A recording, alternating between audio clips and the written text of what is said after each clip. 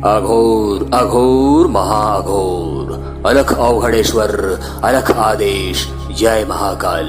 समस्त साधक साधिका, तांत्रिकों और दर्शक दोस्तों, हमारे YouTube चैनल महाअघोर विद्या में आप सभी का हार्दिक स्वागत है। प्रस्तुत है महाशमशानेश्वर मणिकंठ काल भैरव प्रत्यक्षीकरण साधना। सत्युग त्रेता द्वापर युगों से जिस प्रकार मंदिर, नदियां, पहाड़ आदि देवालयों में देवी देवताओं की पूजा आराधना साधना होता आ रहा है, बिल्कुल उसी प्रकार से जहां शव की अंतिम अंत्येष्टि क्रिया की जाती है, जिसको शमशान बोला जाता है, वहां भी उप देवी देवताओं का पूजा आराधना साधना होता है।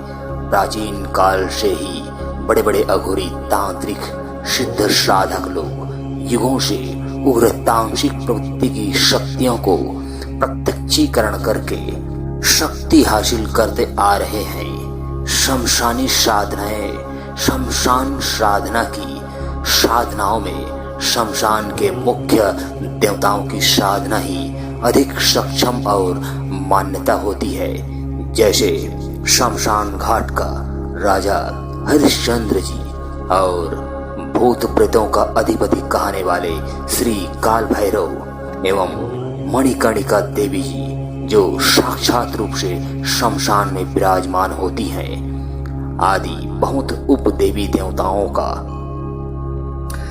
तथा अनेकों शक्तिशाली और खतरनाक भूत प्रेत आत्माएं होती हैं, जिनका शमशान में वास होता है। आइए अब जानते हैं शमशानेश्वर काल भैरव जी के बारे में कि यह काल भैरव कौन है तथा इनकी उत्पत्ति कैसे हुआ और यह देव आखिर शमशानवासी कैसे हो गए। देवालयों को छोड़कर शमशान में वास क्यों करते हैं, यह एक बहुत बड़ा रहस्य है। जैसे कि आप सब लोग जानते ही होंगे कि आदि अंत से देखें काल भैरव की उत्पत्ति व उनके कारण, तो यह साफ पता चलता है कि उनका उद्देश्य एक ही था और वो था मुख्य रूप से रक्षा करना। शिव महापुराण कथा से यह स्पष्ट सत्य है कि माताओं के प्रत्येक शक्तिपीठों में काल भैरव द्वारपाल पहरेदार के रूप में जगह जगह पर रक्षा करने हेतु विराजमान होते हैं। जहाँ जहाँ देवी माताओं का शक्तिपीठ स्थापित वहाँ वहाँ तो जब काल भैरव की उत्पत्ति का मुख्य उद्देश्य था कि देवी देवताओं की रक्षा करे, खासकर देवियों की शक्तिपीठों की रक्षा करे, महादेव का यही आदेश था, तो फिर आखिर क्यों और कैसे काल भैरव जी शमशानवासी हुए और भला वे शमशान में किसके पहरेदार हैं, किसके रक्षा करते हैं, यह आज तक किसी को नहीं पता। इस कारण यह आज भी उपवाद का विषय बना हुआ है और ना ही किसी ने इस पर चर्चा किया, ना किसी ने सत्य जानने की कोशिश की।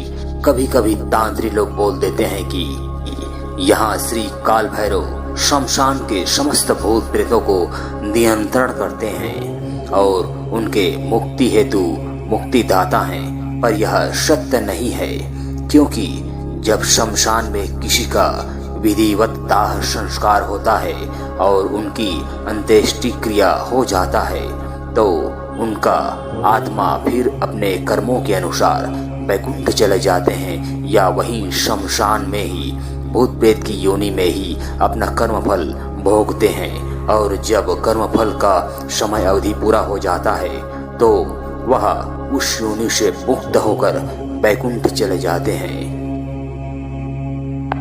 इस विषय को लेकर हमारे गुरुओं ने इस प्रकार हमारे गुरु परंपरा अनुसार ध्यान मार्ग से छानबीन करने पर सत्य का पता चला है, जिस ज्ञान को मैं आज आप लोगों के समक्ष प्रस्तुत करने जा रहा हूँ। हमें ध्यान मार्ग से यह पता चला है कि वास्तव में शमशान भैरव कोई है ही नहीं जिसका उत्पत्ति शमशान में कोई विशेष कार्य हेतु हुआ हो। इसके पीछे एक रहस्य है, महारहस्य। महाशमशान के जो माता हैं उनका नाम है मणिकर्णिका। यह एक एकलौती देवी हैं जो प्रत्यक्ष रूप से शमशान में वास करती हैं। यह सत्य है, इस सत्य को स्वीकार करने होंगे। इसलिए शास्त्रों को आप उठाकर देख लीजिए, पुराणों को उठाकर देख लीजिए, तंत्र शास्त्रों को उठाकर देख लीजिए। वास्तव में यदि कोई देवी है तो वह एक एकलौती ही देवी है जिसकी शमशान में प्रत्यक्ष रूप से वास माना गया है, और वह है माता मणिकर्णिका। और श्री काल भैरव जी इन्हीं देवी के रक्षक कार्य हेतु उद्देश्य से ही शमशान में वास करते हैं। इसी कारण श्री काल भैरव जी का नाम शमशान भैरव पड़ गया, जबकि इनका असली नाम मणिकंठ भैरव है जो माता मणिकर्णिका का रक्षक भैरव है। कुछ अघोरियों ने, तांत्रिकों ने और साधकों ने यह बोल बोलकर भ्रम फैला रखा है कि शमशान भैरव, शमशान भैरव, पर यह सत्य नहीं है। जो अपने कंठ में परम नाग वासुकी की दी हुई मणि को धारण करते हैं, जिस कारण से भगवान शिव जी ने उन्हें मणिकंठ नाम दिया था और उसे माता मणिकर्णिका रक्षक भैरव के नाम से स्थापित किया था।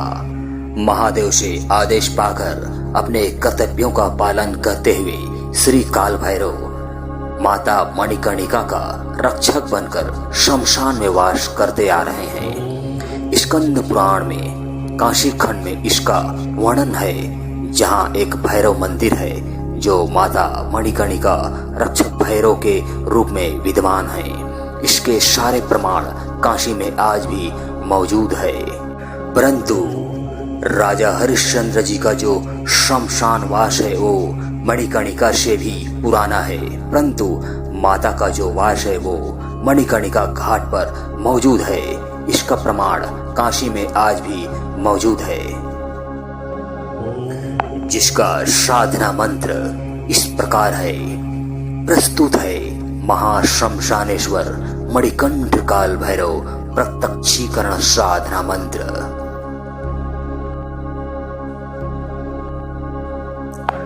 विधि विधान। यह 41 दिवसीय साधना है जिसे कोई भी गुरु से दीक्षित साधक साधिका सिद्ध कर सकता है। साधक इस साधना को किसी भी माह की शुभ दिन तिथि अमावस्या या पूर्णिमा रात्रि 11 बजे से मंत्र जप करके साधना शुरू कर सकता है। साधक सबसे पहले जिस दिन रात्रि से साधना शुरू करें उसी रात्रि में हल्का भोजन करें या रोटी खा लें। फिर जिस स्थान पर शमशान में साधना करना हो उसके अंदर रात्रि में प्रवेश करने से पहले ही दाल चावल छिड़क कर दूर से प्रणाम करें, फिर अंदर प्रवेश करें। आदेश मांगे, 3 ताली बजाकर अंदर प्रवेश करें। याद रहे, इस बीच साधक अपने शरीर को घर से बंधन करके जाएं।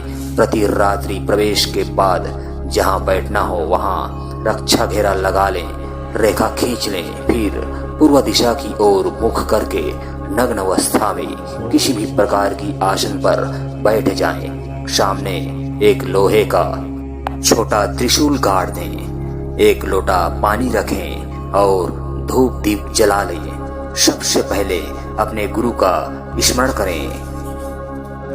साधना में सफलता प्राप्ति हेतु प्रार्थना करें और पान फूल नारियल चढ़ा दें। फिर दूसरे में राजा हरिश्चंद्र जी का स्मरण करें, पूजा करें, प्रार्थना करें और पान फूल मिठाई चढ़ा दें। उसके बाद श्री काल भैरव जी का भोग स्वरूप बकरे का कच्चा मांस व कलेजी चढ़ा दें। साथ में शराब का धार छोड़ें और प्रणाम करें और रुद्राक्ष की माला से निम्न मंत्र का 1 माला मंत्र जप करें। इस प्रकार यह क्रिया प्रति रात्रि को इसी प्रकार से 41 दिनों तक चलेगा। अंतिम 41वें दिन जब काल भैरव जी साक्षात स्वरूप में आपके सामने प्रत्यक्ष खड़ा हो जाएगा, फिर उनको उनका भोग देकर प्रणाम करें और वार्तालाप करें और साधक 3 वचन के साथ उनसे कोई भी किसी भी प्रकार का वरदान मांग लें। सावधान, यह अत्यंत खतरनाक, भयानक और उग्र साधना है। कृपया इसे बिना गुरु निर्देशन के ना करें।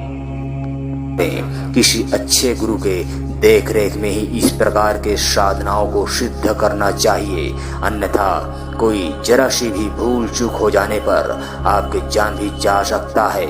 साधक इस साधना का सिद्धि हो जाने के बाद हर प्रकार का कार्य कर सकता है, जैसे मारण कर्म, मोहन कर्म, उच्चाटन कर्म, विद्वेषण कर्म, वशीकरण कर्म और शांति कर्म।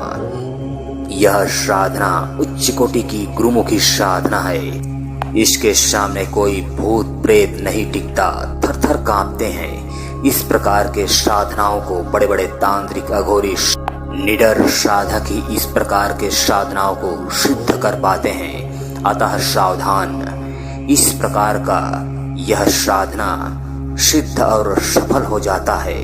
अतः आपका साधना सफल हो। धन्यवाद।